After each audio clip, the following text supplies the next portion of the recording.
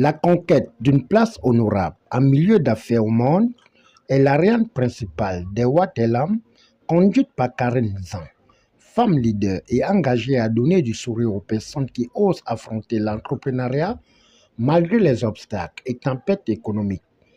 C'est dans ce cadre que les locaux du laboratoire de l'encre de Libreville ont servi de cadre le 25 octobre dernier à une section de formation destinée aux leaders associatifs gabonais ayant pour objectif d'accompagner les entreprises locales dans la mise en conformité administrative pour exporter les produits et services vers le Royaume-Uni. Déjà, Watalam, le mot, c'est un mot swahili qui veut dire expert. Nous sommes experts dans ce que nous faisons. Moi, par exemple, je m'occupe de tout ce qui est comptabilité, finance, montage des subventions, euh, montage des business plans, euh, tout ce qui est conformité pour les entreprises qui voudraient importer et exporter vers l'Angleterre. Je m'occupe de tout ce qui est aider justement les entreprises justement à être en conformité avec tout ce qui concerne la documentation qui leur permet tout simplement de bien exporter leurs produits ou leurs services vers l'Angleterre. Et nous faisons aussi, en général, nous utilisons, on peut dire à 70% l'intelligence émotionnelle dans tout ce que nous faisons. Donc nous mettons aussi en même temps en contact des entreprises à trouver des partenaires au Royaume-Uni. Quand une entreprise gabonaise est en recherche de partenaires ou de financement, nous favorisons justement ce lien justement entre les entreprises anglaises et gabonaises, afin qu'ils puissent aussi, pour les entreprises anglaises qui voudraient venir investir au Gabon, même s'ils n'ont pas de partenaires, mais qui veulent découvrir de nouveaux marchés. Donc nous travaillons justement avec les entreprises en Angleterre pour pouvoir les ramener justement sur le sol gabonais afin qu'ils puissent investir et puis avoir des partenariats avec les entreprises gabonaises. Et on a aussi un volet associatif dont nous justement mettons aussi en contact des associations, qu'elles soient en Angleterre ou qu'elles soient en Afrique, qui ont un même projet justement de vie, à pouvoir justement échanger au niveau des techniques par rapport justement aux projets qu'elles ont pu réaliser dans leur pays respectifs.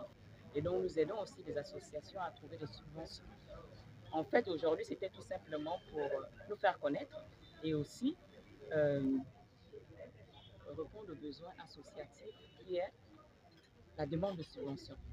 Il y a une semaine de cela, j'ai justement fait une annonce concernant un de nos partenaires avec qui nous travaillons en Angleterre, qui a fait des appels d'offres au niveau des subventions.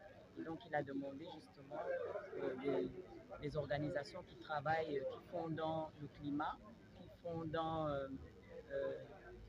les discriminations des minorités, parce qu'on en a beaucoup soulevé là avec les enfants, les femmes qui sont discriminées, voilà, et qui fait aussi dans la bonne gouvernance.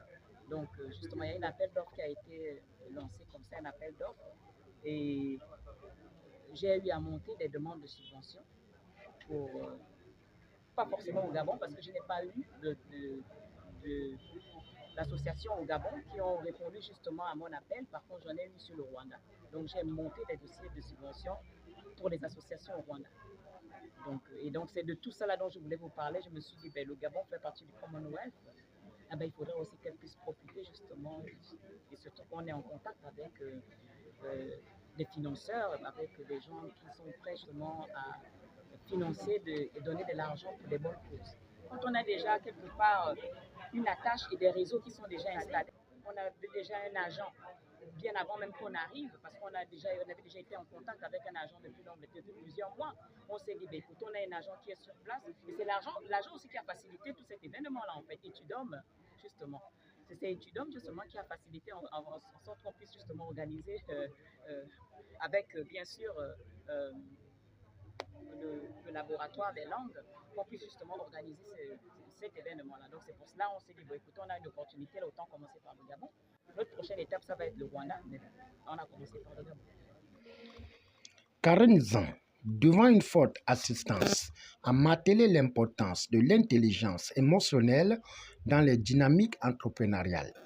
Notons que cette journée de formation a scellé une coopération renforcée entre les acteurs économiques gabonais et britanniques.